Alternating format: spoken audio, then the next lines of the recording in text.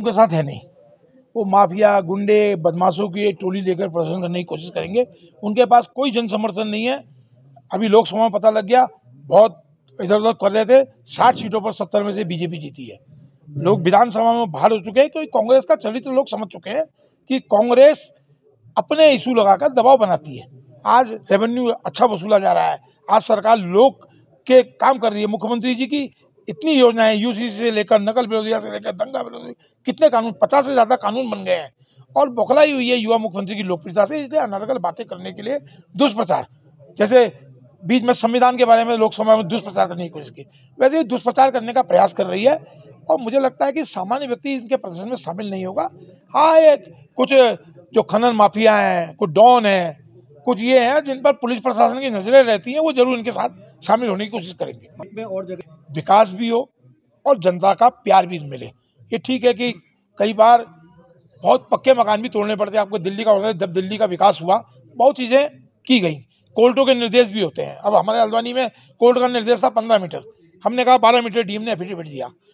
और आपने देखा जब बीजेपी सरकार बनी है, नैनीताल के चौड़ीकरण बहुत विरोध भी हो रहा है, तल्लीताल में बहुत विरोध हो रहा है, लेकिन क्या है, हमने कहा कि हम उतना काम करेंगे जिसमें जनता को परेशानी भी ना हो और पर्यटक नगरी का स्वरूप बहुत सुंदर बने। और इसलिए पार्किंग बहुत ज़रूरी है। कितनी पार्किंगें बनाई जा रही हैं, कितना अब रोपवे का प्रस्ताव चल रहा है। तो धीरे धीरे मैं समझता हूँ जो मुख्यमंत्री जी की मंशा थी उत्तराखंड के आम आवाम के लिए, उस मंशा को पूरा करने में लगे हुए हैं। नैनीताल के अलावा गांव तक छोटी छोटी चीज़ों के लिए कोई अगर परेशान होता है तो उसके लिए हेलीकॉप्टर की व्यवस्था करना। धारचूले में आप देखिए, बीमार हो गया, हेलीकॉप्टर, क्योंकि ये प्रदेश प्राकृतिक प्रदेश है, कई बार दिक्कतें भी आती हैं।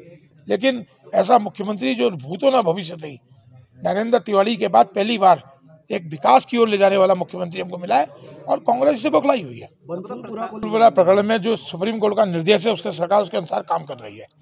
और निश्चित रूप से उन्होंने कहा कि बसावत की कहीं बात की जाए, उस पर विचार कर सुप्रीम कोर्ट में एक हम लोग दाखिल कर देंगे कैसे उनको, क्योंकि रेल पटरी इतनी जरूरी है। पहले अंग्रेजों के जमाने से ये पटरी चलती है, आज बॉम्बे की ट्रेन लाल कोयल चल रही है। तमाम विकास के साथ कहीं ना कहीं दिक्कत तो होती है, और वो अवैध लोग हैं, लेकिन फिर भी सरकार सुप्रीम कोर्ट का निर्देशों का पालन करते हुए कोशिश कर रही है कि पहले उनका विस्थापन का इंतजाम हो जाए, तब हम इस काम को आगे बढ़ाएंगे। भले थोड़ा डिले हो जाएगा, लेकिन मैं समझता हूँ बहुत जल्दी, क्योंकि विकास भी बहुत जल्दी जरूरी है और चीज़ें भी बहुत जरूरी है। किस तरह होगा?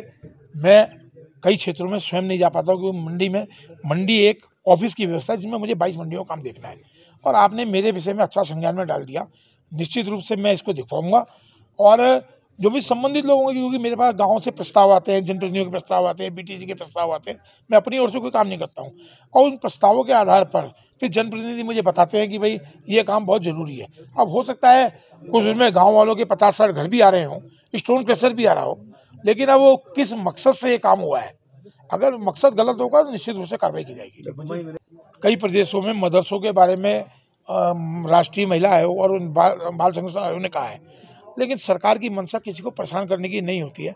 हाँ, मदरसों में अगर अवैध गतिविधि पाई जाएगी, हम लोग कहते हैं कि मदरसों में भी एक भारत के प्रति एक अच्छी शिक्षा दी जाए, लेकिन दुर्भाग्य है कि पढ़े लिखे लोग भी जब बहकते हैं, उसी का नतीजा होता है कि अवैध कब्जा। बनबुलपुरा कांड क्या हुआ, जो अभियुक्त थे वो पढ़े लिखे थे, लेकिन उन्होंने लोगों को उकसाया और खामोखा कई लोगों की जान भी गई। तो मदरसों में काम होगा। हाँ, मदरसों में अवैध असले उल्टी पुल्टी शिक्षा दी जाएगी तो फिर कहीं ना कहीं सरकार प्रतिबंध लगाएगी। का समर्थन नहीं। देखिए, प्रदेश में एक मंशा होती है कि बेमनस्ता फैलाना। आज अलीगढ़ मुस्लिम यूनिवर्सिटी भी चल रही है, वो मंशा थी कि इस प्रदेश का जो यहाँ के लोगों की एक इच्छा थी। देखिए, यहाँ के लोग बड़े बढ़िया और शांत लोग हैं। अब अगर आप परेशान करेंगे, आज जो घटनाएं हो रही हैं, आज धारचूला में घटना हो रही है, वहाँ घटना हुई, उत्तरकाशी के इधर घटना हुई है कल परसों में, तो आप उकसाएंगे। हल्द्वानी में जो घटनाएं हुई, भाई आप ऐसा काम ना करें जिससे लोग उकसे। लोग तो भारतीय जनता पार्टी के मोदी जी का कहना है कि सबके साथ, सबके विकास के साथ, लेकिन तुष्टीकरण के आधार पर अगर हम कोई काम करेंगे तो उसका नतीजा कहीं ना कहीं दिक्कत आती है। इस प्रदेश की